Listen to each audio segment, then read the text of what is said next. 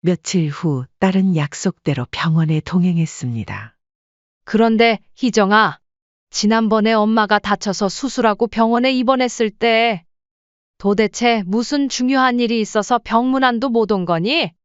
엄마, 또 그 얘기야? 그때 너무 서운했어. 아무리 그래도 그땐 와야 하는 거 아니었니? 딸은 잠시 망설이다가 눈치를 보며 말했습니다. 엄마, 사실 그때 시댁 식구들이랑 동남아로 여행 갔었어. 뭐?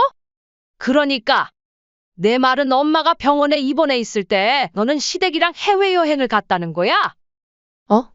아니, 그러니까 엄마한테 말하면 기분 나빠할까봐 괜히 말 안 한 거지. 원래 가기로 했던 거잖아. 시부모님 결혼기념일 여행인데 취소하기 어려웠어. 솔직히 엄마도 다친 거 그렇게 심한 건 아니었잖아. 그러니까 나도 마음 편히 갔다 온 거지. 고작 그런 걸 가지고 뭘 그렇게까지 서운해? 그래도 이건 경우가 아니잖아. 너는 내 엄마가 입원했는데 걱정도 안 됐니? 마음 편히 갔다 왔다는 게 수술한 엄마한테 할 소리야. 아니, 엄마? 내가 시댁 잘 챙기는 게 그렇게 못마땅해? 엄마가 돼서 딸이 시댁에서 사랑받으면 좋은 거지. 그걸 가지고 이렇게까지 화낼 일이야? 너는 시댁엔 그렇게 잘하면서 나는 자식이라곤 너 하나뿐인데 너가 내 밥 한 끼라도 챙겨준 적 있니? 아니면 먼저 병원이라도 한번 같이 가줘봤니? 딸로서 나한테 해준 게 도대체 뭐가 있는데? 엄마 진짜 왜 이래 피해의식 있어? 엄마도 딸이었으면서 딸은 결혼하면 시댁이 먼저야. 안녕하세요.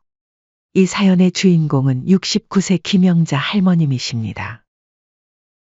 김 씨 할머니는 서울 외곽의 작은 아파트에서 홀로 살고 계십니다.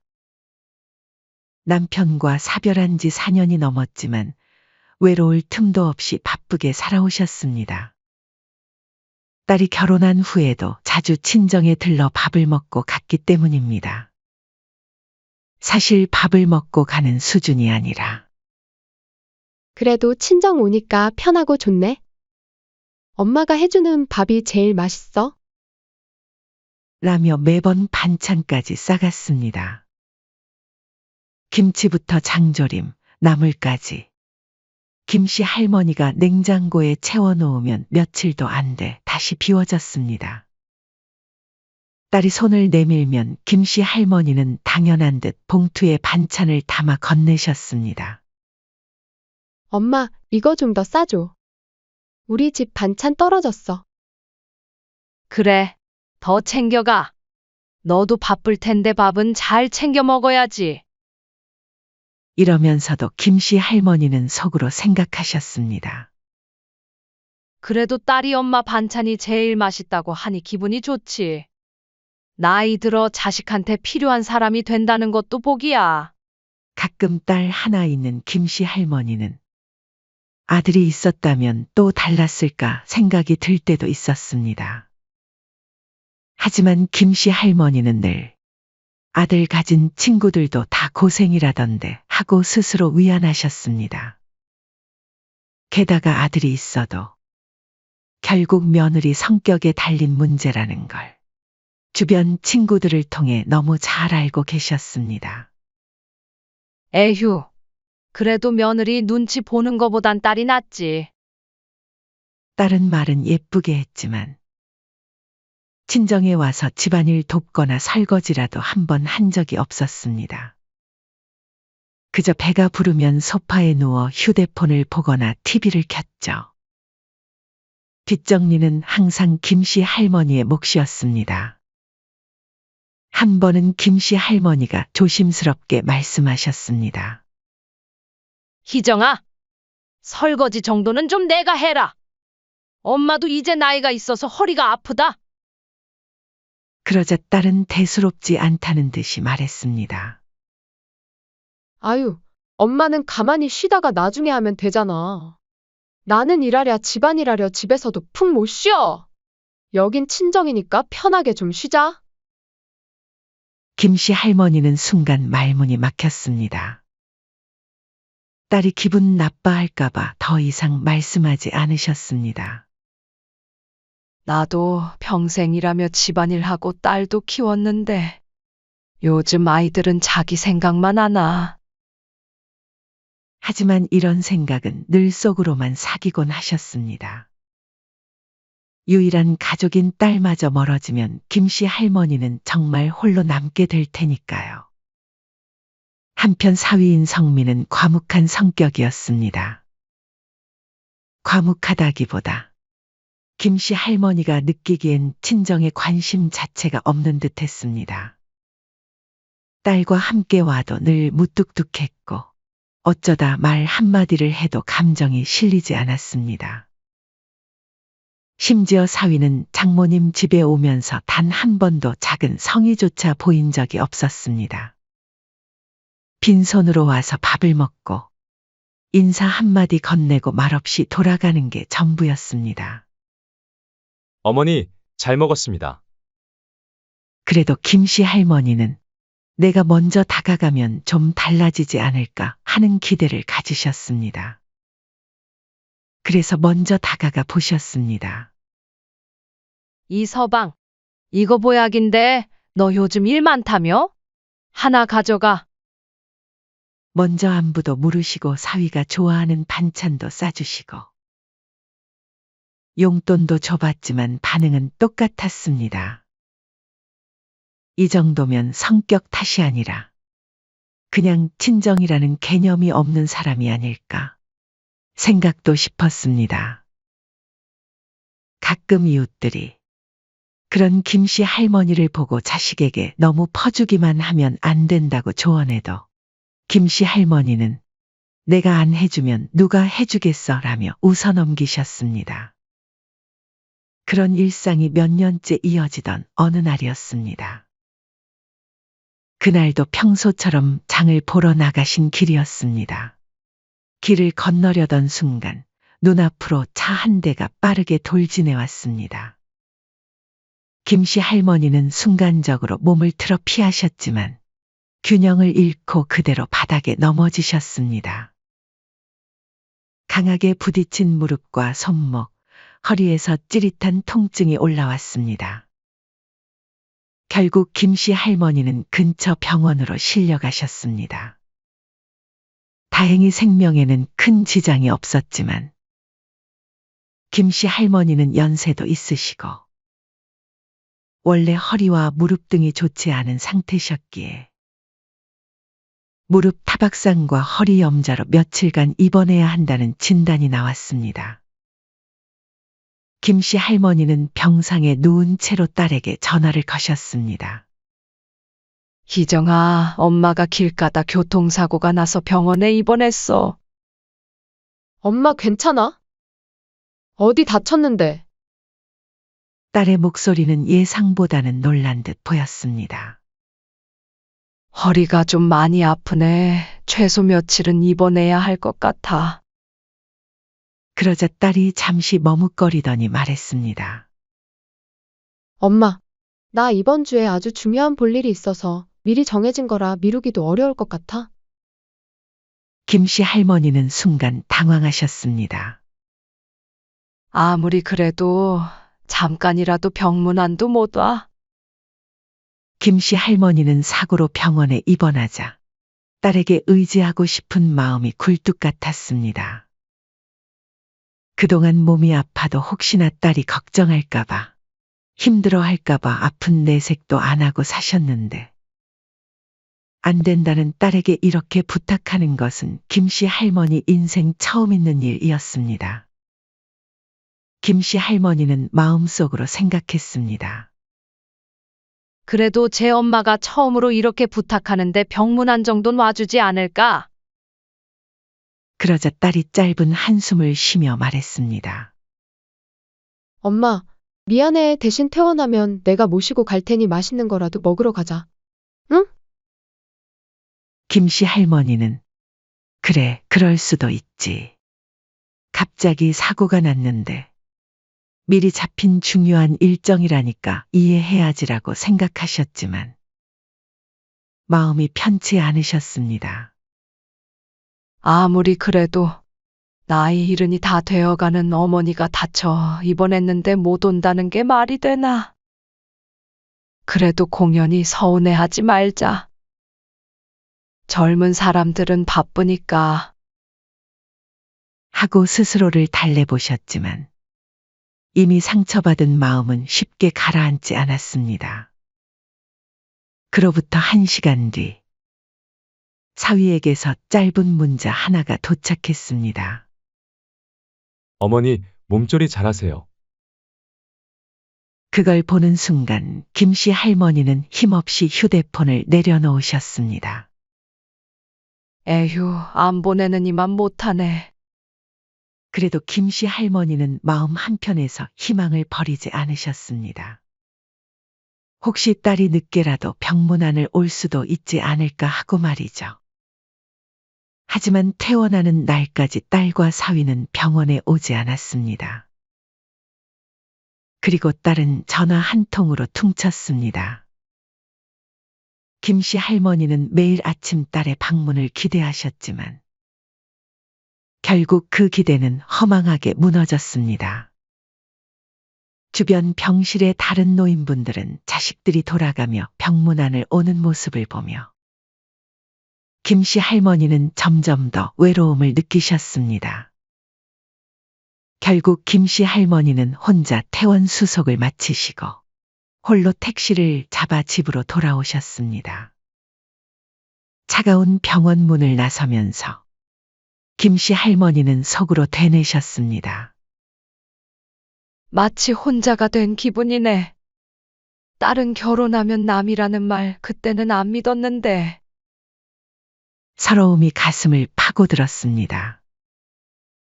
그동안 한 번도 자신을 돌아보지 않고 오직 딸을 위해 살아오셨는데 정작 자신이 도움이 필요한 순간에는 이렇게 외면당하는 것이 이해되지 않았습니다. 퇴원 후 김씨 할머니의 일상은 여전했습니다. 하지만 몸은 나아졌지만 마음은 전과 같지 않았습니다. 그때 딸에게서 온 카톡 메시지가 울렸습니다. 엄마, 몸은 좀 어때? 많이 아파? 그래도 좀 나아졌다. 곧바로 딸의 답장이 왔습니다. 다행이네. 엄마는 원래 회복이 빠르잖아. 알겠어. 그럼 나중에 또 연락할게. 김씨 할머니는 휴대폰을 내려놓으며 씁쓸하게 웃었습니다. 퇴원한 후 며칠이 지났지만 식사를 대접하겠다던 딸은 감감무소식이었습니다. 그렇지만 언제 밥은 사줄 거냐고 김씨 할머니가 직접 묻기엔 뭔가 자존심도 상해서 부끄러워 차마 말하지 못했죠. 병원비도 역시 모두 김씨 할머니가 해결했습니다. 사실 병원비가 그리 큰 금액은 아니었습니다. 그치만 딸이 말이라도 엄마 병원비는 내가 낼게라고 말했다면 얼마나 좋았을까 싶었습니다. 하지만 딸은 지금까지 한 번도 그런 적 없었고 김씨 할머니는 자식에게 돈 얘기를 꺼내기도 민망해 말을 꺼내지 못했습니다. 그러던 중 김씨 할머니에게 충격적인 일이 발생하고 맙니다. 어느 날 김씨 할머니는 우연히 카톡을 보다가 안사돈의 프로필 사진이 바뀐 것을 보게 되었습니다. 생일인 친구 목록에 안사돈의 프로필이 상단에 떠 있었습니다. 아, 오늘이 안사돈 생신이시구나. 김씨 할머니는 무심코 프로필 사진을 클릭했고 그 순간 한 사진을 보고 손이 덜덜 떨렸습니다. 사진 속에는 안사돈과 딸이 활짝 웃고 있었고 화려한 케이크와 선물 상자 그리고 안사돈이 들고 있는 두툼한 돈봉투가 보였습니다. 그 아래엔 안사돈이 남긴 메시지가 보였습니다. 우리 며느리가 최고다. 요즘엔 딸보다 며느리지. 순간 김씨 할머니의 가슴이 철렁 내려앉았습니다. 김씨 할머니는 딸이 엄마 몸 좀 어때? 라는 짧은 카톡 한 줄을 보낸 것과 대조되는 상황이 머릿속을 스쳤습니다. 자신은 이번에도 병문안 한 번 안 왔던 딸이 시댁에는 생일을 챙겨주러 직접 찾아갔고 심지어 선물과 용돈까지 챙겨줬다는 사실이 도저히 믿기지 않았습니다. 김씨 할머니는 그 자리에서 딸에게 전화를 걸었습니다. 손가락이 떨려 번호를 누르기도 힘들었습니다. 희정아, 너 오늘 시댁 갔니? 아, 시어머님 생신이라서. 엄마가 어떻게 알았어? 딸은 당황한 듯 더듬거리다가 곧 대수롭지 않다는 듯이 말했습니다. 안 사돈이 사진 올린 거 봤어? 케이크에 용돈에 엄청 잘 챙겨드린 것 같네. 김씨 할머니의 목소리는 담담했지만 속에서는 분노가 일고 있었습니다. 그럼 우리 시댁은 생일 같은 거 다 같이 모여서 축하해줘. 형님네도 오고 다들 모이니까 안 갈 수가 없지. 김씨 할머니는 잠시 생각했습니다. 가만히 생각해 보니 딸의 이런 차별은 오랫동안 계속되어 왔다는 것을 깨달았습니다. 결혼 초부터 딸은 명절마다 항상 시댁을 먼저 갔습니다. 엄마, 우리 먼저 시댁 갔다가 갈게. 이해 좀 해줘. 시댁이 먼저잖아. 그때마다 김씨 할머니는 그래, 그래. 너도 시댁에 잘해야 사랑받지. 가끔은 서운했지만 그저 그래, 알았다라며 이해하고 넘어갔습니다.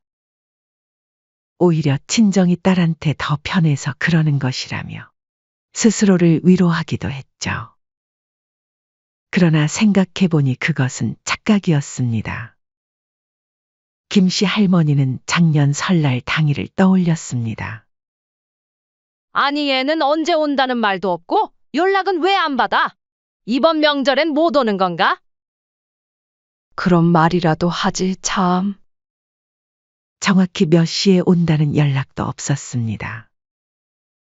그러나 딸이 올 것이라는 희망을 놓지는 못하고 그저 기약 없이 기다렸습니다.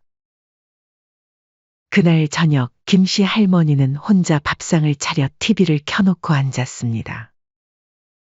딸과 사위를 위해 식탁에 차려놓은 음식은 다 식었고 떡국을 끓였지만 밥 한 숟갈 뜨기가 힘들었습니다. 김씨 할머니는 그때부터 서운함이 쌓이기 시작했지만 특히 이번 사건을 통해 확실히 깨달았습니다. 딸은 친정과 시댁을 차별하는구나.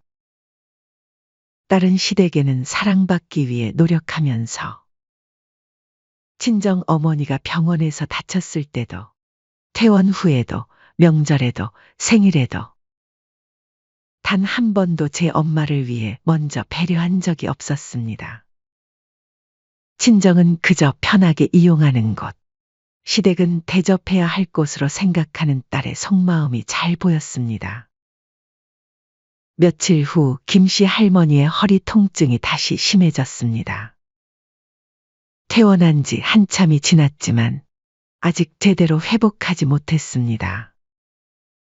움직일 때마다 허리가 뻐근하고 계단을 오를 때마다 무릎이 시큰거렸습니다.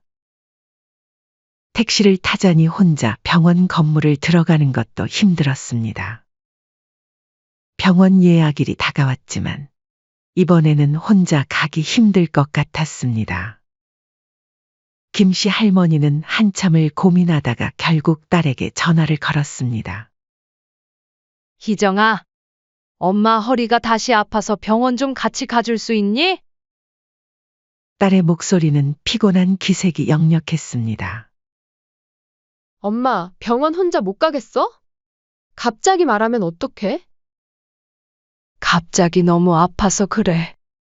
그래도 엄마는 혼자라 같이 갈 사람도 없잖니. 이 몸으로 혼자 병원 계단 오르락 내리락 하는 것도 힘들고. 알았어. 내가 시간 내볼게. 딸은 한숨을 쉬며 말했습니다. 마지못해 허락한 듯한 말투. 김씨 할머니는 가슴이 찢어지는 듯했습니다. 도대체 왜 내 딸에게 이런 부탁 하나 하는 게 이렇게 어려운 걸까요? 내키지 않는 딸의 대답에도 김씨 할머니는 고마움을 표했습니다. 그래, 고맙다. 미리 말 못해서 미안하구나. 며칠 후 딸은 약속대로 병원에 동행했습니다. 마음속에 쌓인 질문이 있었고 더 이상 참을 수 없었습니다. 그래서 조심스럽게 말을 꺼냈습니다. 그런데 희정아, 지난번에 엄마가 다쳐서 수술하고 병원에 입원했을 때 도대체 무슨 중요한 일이 있어서 병문안도 못 온 거니? 딸은 휴대폰을 하던 손을 멈추더니 짜증이 난 듯 말했습니다. 엄마, 또 그 얘기야? 김씨 할머니는 속상했지만 감정을 억누르며 말했습니다. 그때 너무 서운했어. 아무리 그래도 그땐 와야 하는 거 아니었니? 딸은 잠시 망설이다가 눈치를 보며 말했습니다. 엄마, 사실 그때 시댁 식구들이랑 동남아로 여행 갔었어. 뭐? 김씨 할머니는 순간 숨이 멎는 것 같았습니다. 귀를 의심했습니다. 그러니까 내 말은 엄마가 병원에 있을 때 너는 시댁이랑 해외여행을 갔다는 거야? 어? 아니, 그러니까. 엄마한테 말하면 기분 나빠할까봐 괜히 말 안 한 거지. 원래 가기로 했던 거잖아. 시부모님 결혼기념일 여행인데 취소하기 어려웠어. 너 지금 내가 무슨 말 하는지 알고 하는 소리니? 솔직히 엄마도 다친 거 그렇게 심한 건 아니었잖아. 그러니까 나도 마음 편히 갔다 온 거지. 뭘 그렇게까지 서운해?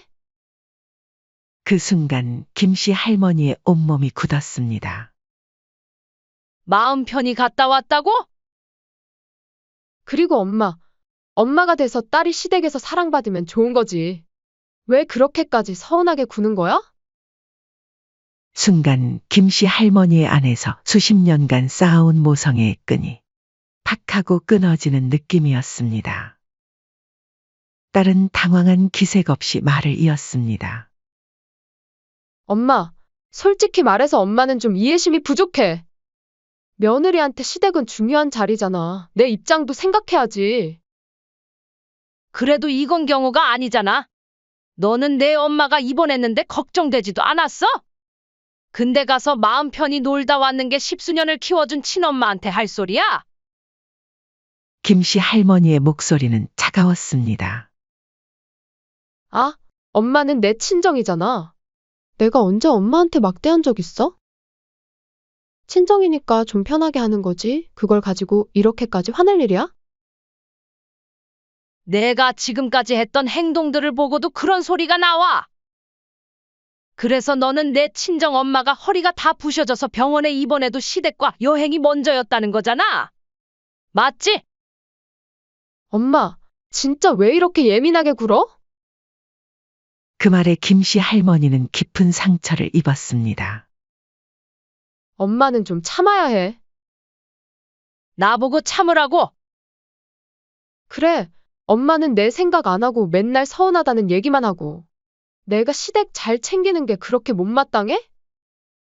너는 시댁엔 그렇게 잘하면서 나는 내가 와서 밥 한 끼라도 챙겨줬니?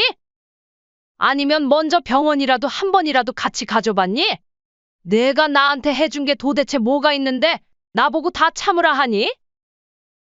엄마 진짜 왜 이렇게 피해의식 있어? 엄마도 딸이었으면서?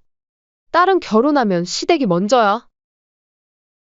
그 순간 김씨 할머니는 두 손을 꽉 쥐었습니다. 딸은 눈치를 살피며 말했습니다. 아, 엄마 또 기분 상했어?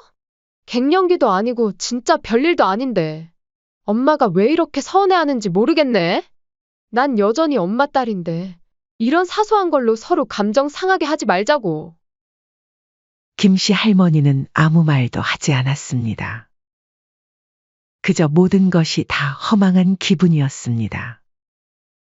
병원 앞에 도착하자 딸도 기분이 상했는지 김씨 할머니가 내리기도 전에 먼저 차문을 열고 말했습니다. 엄마, 나 바빠서 가볼게. 진료받고 약 타면 택시 타고 알아서 집에 가. 그러고는 뒤도 돌아보지 않고 가버렸습니다. 김씨 할머니는 멍하니 딸의 뒷모습을 바라보았습니다. 병원 앞에 서서 오래도록 그 자리를 떠나지 못했습니다. 그동안 얼마나 바보처럼 살아왔는지, 얼마나 자신을 속이며 살아왔는지 깨달았습니다. 그 순간 김씨 할머니는 마음을 굳게 먹었습니다. 그래. 어디 내 도움 없이 살아봐라. 네가 해준 거 똑같이 갚아줄 거야.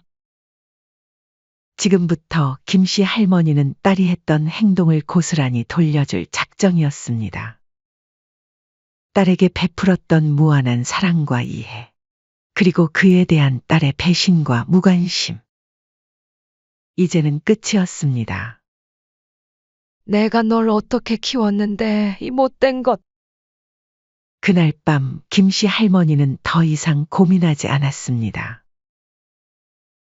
그동안 자신이 했던 모든 희생과 배려가 단순한 엄마니까 당연한 것으로 여겨졌다는 사실에 분노가 치밀었습니다. 딸에게 전화를 걸면서도 손이 떨렸습니다. 마음은 이미 굳혔지만 딸에게 등을 돌린다는 것이 쉬운 결정은 아니었습니다. 벨이 몇 번 울리자 딸이 태어난 목소리로 전화를 받았습니다. 엄마, 무슨 일이야? 마치 아무 일도 없었다는 듯한 목소리였습니다. 희정아, 나도 이제 참을 만큼 참았다. 엄마도 너무 힘들어. 나 이제 자식 하나 없는 셈 치려고. 전화 너머로 딸의 놀란 목소리가 들려왔습니다. 엄마, 그게 무슨 소리야? 앞으로 내 집에 찾아오지 마라. 너희 줄 반찬도 없고 가정부처럼 청소도 안 해줄 거야. 그리고 내 신혼집 전세금 그것도 돌려줬으면 해. 그제야 딸은 당황한 듯한 기색을 보였습니다. 김씨 할머니의 목소리가 이렇게 단호한 적이 없었죠. 엄마, 갑자기 왜 그래? 갑자기? 다 내가 나한테 한 짓이 돌아온 거지? 내가 아파서 병원에 누워있을 땐 시댁이랑 여행 가더니 이제 와서 친정은 필요해졌냐? 아니, 그게 엄마, 나도 사정이 있었잖아. 그 말에 김씨 할머니는 분노를 참을 수 없었습니다. 그래, 사정 있었지. 내 시댁 사정? 시댁 사정이 그렇게 중요했으면 이제 내 친정은 사정 볼 필요도 없겠네? 엄마, 너무해. 나 진짜 서운해요. 서운해? 김씨 할머니는 쓴웃음을 지었습니다. 너는 나 서운하게 해놓고 내가 서운한 건 생각하니? 엄마, 난 그냥, 김씨 할머니는 딸의 말을 자르며 단호하게 말했습니다. 희정아, 김씨 할머니의 목소리는 싸늘했습니다. 며느리가 돼서 시댁을 잘 챙기는 거? 나도 내 딸이 시댁에서 사랑받는 것도 좋아. 하지만 너는 단단히 잘못 생각하고 있어? 그게 몇십 년 너를 키워준 엄마를 무시하라는 얘기가 아니잖아. 적어도 시댁 챙기는 것에 반이라도 내 생각을 해줬다면, 나에게 고마움이 있다면 너는 이렇게 할 순 없었어. 나도 더 이상 너한테 기대 안 한다. 내 시댁 잘 챙기면서 살아라. 우리 이제 남처럼 지내자. 전화기 너머로 딸의 다급한 목소리가 들렸습니다. 엄마, 제발. 뚝. 통화가 끊겼습니다. 딸이 절박하게 외쳤지만 김씨 할머니는 미련 없이 전화를 끊었습니다. 이제 정말 끝이다. 김씨 할머니는 한숨을 내쉬고 휴대폰을 내려놓으며 다짐했습니다. 앞으로 딸이 다시 찾아와도 절대 문을 열어주지 않을 작정이었습니다. 그날 밤 김씨 할머니는 곧장 현관문 비밀번호를 바꾸고 전화기도 꺼버렸습니다. 그리고 오랜만에 편안한 잠을 청했습니다. 휴대폰을 잠시 켜보니 수십 개의 메시지와 부재중 전화가 수십 개 쌓여 있었습니다. 대부분 딸에게서 온 것이었습니다. 그리고 그날 오후, 딸에게서 또다시 전화가 왔습니다. 엄마, 사위랑 집으로 갈게. 우리 얘기 좀 해요. 딸의 말에 김씨 할머니는 어이가 없었습니다. 너 엄마가 한 말 그새 다 잊었어? 엄마, 아직 나한테 화난 거야?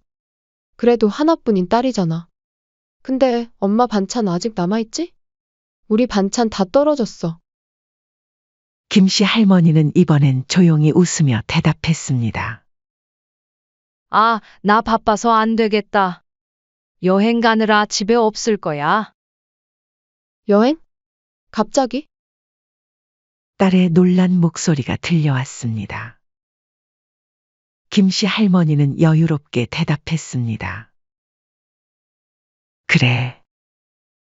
이제 슬슬 나도 내 인생 좀 즐겨야지. 전화기 너머로 딸이 당황한 기색이 역력했습니다.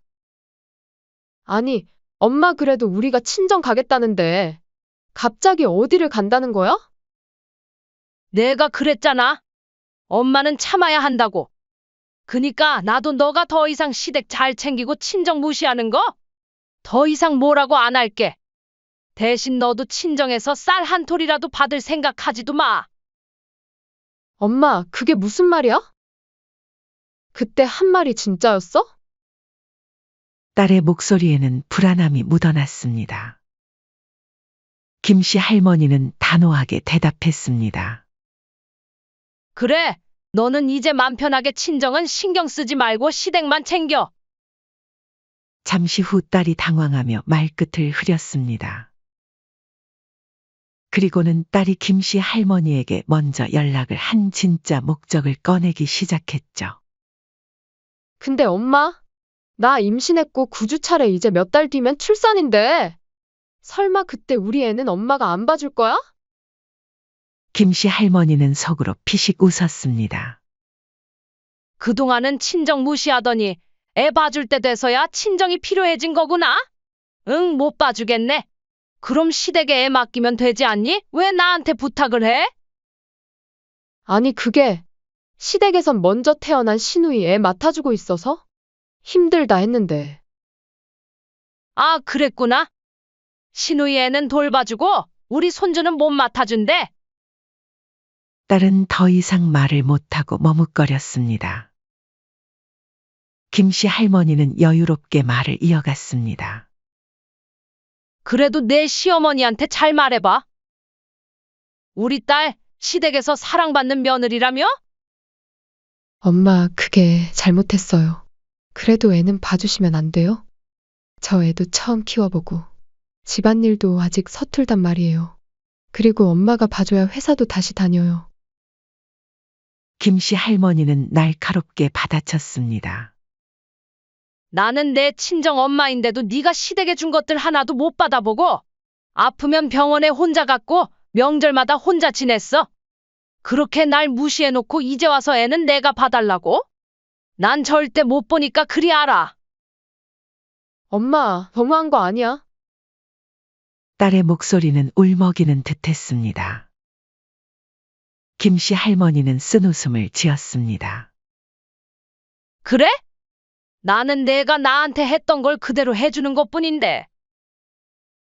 전화를 끊고 나니 가슴이 후련했습니다. 이제야 정말 속이 풀리는 기분이었습니다. 김씨 할머니는 오랜만에 밝은 미소를 지었습니다. 그동안 희생만 하며 살아온 자신에게 작은 위로가 되는 순간이었습니다. 며칠 후 딸과 사위는 친정집으로 향했습니다. 딸은 어머니가 화가 났다는 걸 알았지만 이렇게까지 단호하게 나올 줄은 몰랐던 모양입니다. 하지만 그래도 우리가 찾아가면 감정이 풀리시겠지라는 생각이었습니다. 그날은 비가 내리는 날이었습니다. 딸과 사위는 우산을 쓰고 김씨 할머니의 아파트 현관 앞에 섰습니다. 엄마, 우리 왔어요. 제발 문 좀 열어줘요. 딸은 문 앞에서 익숙하게 비밀번호를 눌렀습니다. 삑삑. 비밀번호가 다릅니다. 기계음이 울렸습니다. 어? 딸은 놀라 다시 눌렀습니다. 삑삑.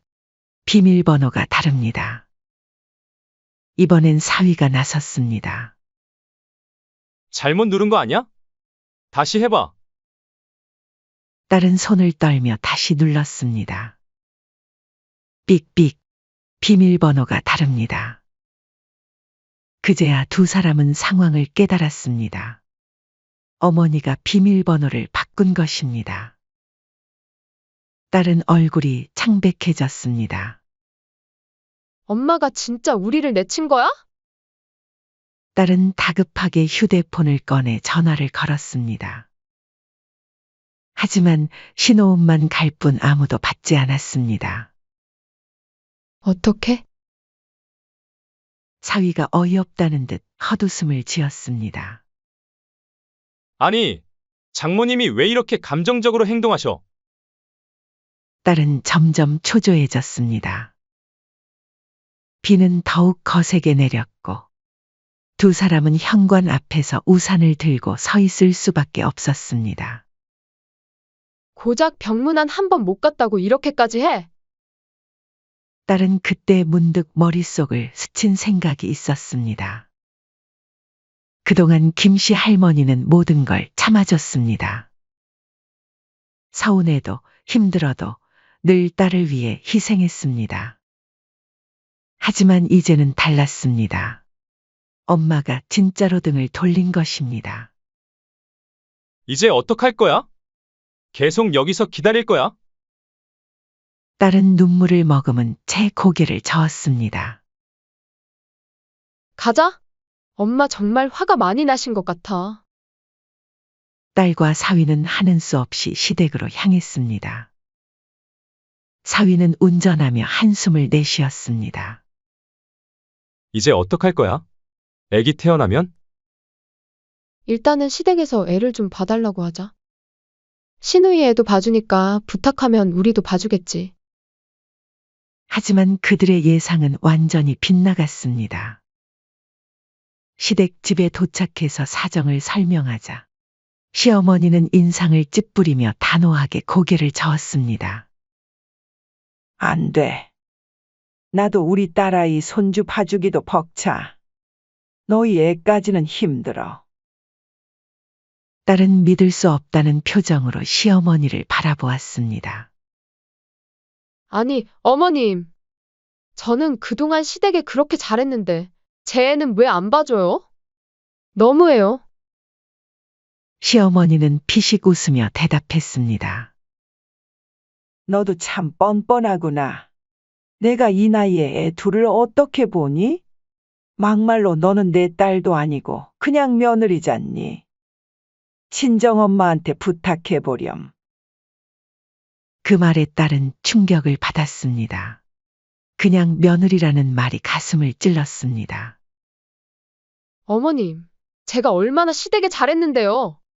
명절마다 먼저 오고 선물도 꼬박꼬박 챙기고 가족 행사도 안 빠지고 어머니가 저보고 딸보다 더 좋다고 하셨잖아요. 시어머니는 그저 담담하게 말했습니다. 그래, 그래서 너한테 잘해줬잖아. 근데 애 보는 건 다른 문제야. 너희 애는 내가 키워야지.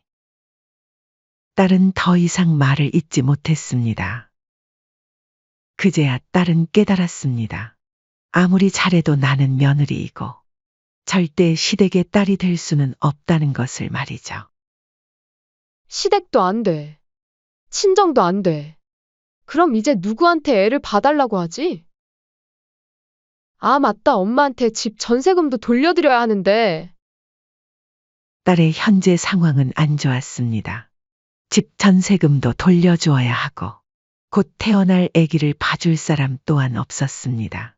그야말로 막막한 상황이죠. 딸이 시댁만 챙기고 김씨 할머니를 무시한 대가를 톡톡히 받는 순간이었습니다. 그제서야 딸은 자신의 친정엄마, 김씨 할머니를 떠올렸습니다. 어머니는 늘 자신을 위해 희생했지만 정작 자신은 어머니에게 무엇을 해주었을까? 병원에 누워 계실 때조차 찾아가지 않았던 자신의 모습이 떠올랐습니다. 그동안 내가 무슨 바보 같은 짓을 한 거지. 그제야 딸은 깨달았습니다. 엄마가 무조건 참아주는 존재가 아니었다는 것을. 그동안 자신이 얼마나 어머니를 무시하고 함부로 대했는지, 그리고 그것이 얼마나 어머니의 마음을 아프게 했는지를 이제야 깨달았습니다. 하지만 이제는 너무 늦었습니다. 김씨 할머니의 마음은 완전히 돌아섰고 딸의 후회는 어머니에게 닿지 않았습니다. 시어머니에게까지 냉정한 거절을 당한 딸은 망연자실한 표정으로 집으로 돌아왔습니다. 그동안 자신이 했던 모든 노력들이 한순간에 무너진 기분이었습니다. 그렇게 애써 시댁을 챙기고 헌신했건만 정작 자신이 도움을 요청하자 돌아온 건 차가운 한마디였습니다. 너는 내 딸도 아니고 그냥 며느리잖니. 그 한마디가 머릿속을 맴돌았습니다. 딸은 한숨을 내쉬며 소파에 털썩 주저앉았습니다. 그때 옆에 앉아있던 사위가 짜증스럽게 말했습니다. 그래서 이제 어떻게 할 건데? 뭘 어떻게 해? 딸이 신경질적으로 쏘아붙였습니다. 우리 애는 누가 봐주냐고. 나는 복직해야 하는데. 친정도, 시댁도 다 안 봐주면 우리 보고 어쩌라고. 사위는 피곤하다는 듯 한숨을 내쉬었습니다. 그냥 어린이집 알아보면 되잖아. 어린이집? 딸은 황당하다는 듯 사위를 바라봤습니다. 어린이집이 무슨 만능이야? 너는 무슨 아빠라는 사람이 애 육아에 대해 하나도 몰라? 갓난쟁이를 어떻게 어린이집에 보내? 사람 써야지. 사위는 여전히 무덤덤했습니다. 그럼 장모님한테 다시 가서 빌어봐. 그 말에 딸은 입술을 깨물었습니다. 빌어도 안 받아줄걸? 엄마, 이번엔 진짜야. 그럼 어쩌겠어? 솔직히 우리가 장모님한테 너무하긴 했잖아. 그 말에 딸은 번뜩 사위를 쳐다봤습니다. 뭐? 지금 그걸 말이라고 해? 아니, 내가 틀린 말 했어? 사위가 팔짱을 끼며 말했습니다. 솔직히 장모님 말씀 하나도 틀린 거 없었잖아. 그래, 솔직히 나도 잘한 건 없고. 그리고 생각을 해봐. 우리 엄마가 무슨 슈퍼맨도 아니고 그 연세에 애 둘을 어떻게 봐? 됐어.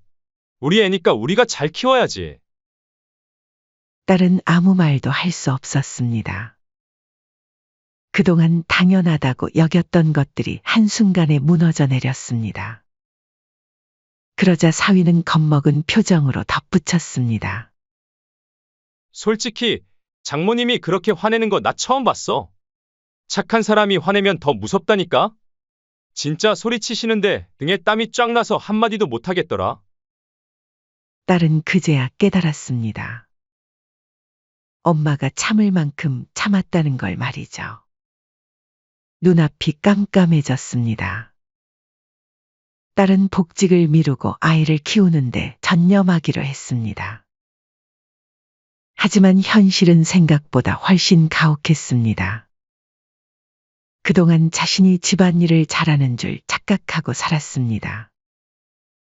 실제로는 친정엄마가 도와줬기에 자신이 힘든 줄 몰랐던 것뿐이었습니다. 허리 한 번 필 시간도 없네. 아이는 2시간에 한 번씩 깨고 집안일은 끝이 없었습니다. 싱크대에는 설거지가 가득 쌓이고 세탁물은 손도 못 대고 쌓여갔습니다. 자신이 평소에 남편보다 잘한다고 믿었던 집안일도 김씨 할머니의 손길이 없으니 엉망이었습니다. 이제야 알았습니다. 엄마가 도와주는 게 당연한 것이 아니라는 걸. 엄마의 희생이 없었다면 애초에 자신의 결혼 생활이 제대로 유지되지 않았을 거라는 걸. 그러나 이미 늦었습니다. 딸은 땅을 치며 후회했지만 아무 소용이 없었습니다. 그날 이후 김씨 할머니는 단 한 번도 딸과 사위의 연락을 받지 않았습니다. 초인종을 눌러도 문을 열어주지 않았고 전화가 와도 받지 않았습니다. 처음엔 딸도 애원하듯 전화했지만 점점 연락이 뜸해졌습니다. 그리고 마침내 연락은 완전히 끊겼습니다. 자식 뒷바라지를 위해 살아온 70년. 하지만 이제는 자신을 위한 삶을 살아야 했습니다. 이제 김씨 할머니는 친구들과 여행을 떠났습니다. 여태껏 해보지 못했던 것들을 하나하나 해보기로 결심했습니다. 한적한 바닷가에서 친구들과 함께 앉아있던 어느 날 친구가 물었습니다. 영자야, 너 후회는 안 돼? 김씨 할머니는 잠시 생각했습니다. 후회? 과거의 자신이라면 후회했을지도 모릅니다. 하지만 지금의 김씨 할머니는 달랐습니다. 김씨 할머니는 바다를 바라보며 천천히 미소를 지었습니다. 처음엔 후회할까봐 두려웠어. 바다 위로 부드러운 파도가 일렁였습니다. 하지만 이제는 후회 안 해. 내가 참을 땐 당연하게 여기더니 내가 등을 돌리니 후회하더라. 김씨 할머니의 얼굴엔 더 이상 미련이 없었습니다. 부모 자식 간이라도 당연한 건 없어. 서로 잘해야 관계가 이어지는 거야. 그렇게 김씨 할머니는 파도 소리를 들으며 조용히 웃었습니다. 이제야 진짜 자유를 찾은 기분이었습니다. 혼자라는 것이 외롭기도 하지만 자유롭기도 하다는 사실을 이제야 알게 되었습니다. 딸을 위해 살았던 삶이 헛된 것은 아니었지만 이제는 자신을 위한 삶을 살 차례였습니다. 그리고 딸도 언젠가는 깨닫게 될 것입니다. 엄마의 사랑이 얼마나 소중했는지, 그리고 그것이 당연한 것이 아니었다는 것을. 그때가 되어 정말로 마음을 바꾸고 찾아온다면 그때 다시 또 생각해 볼 일입니다. 하지만 지금은 그저 김씨 할머니 자신의 삶을 즐기는 것만으로도 충분했습니다. 바다 위로 떠오르는 석양을 바라보며 김씨 할머니는 새로운 시작을 느꼈습니다. 사연은 여기까지였습니다. 김씨 할머니의 선택이 옳았다고 생각되신다면 댓글 좋아요 부탁드립니다. 여러분의 구독, 댓글, 좋아요는 영상 제작에 큰 힘이 됩니다. 시청해 주셔서 감사합니다.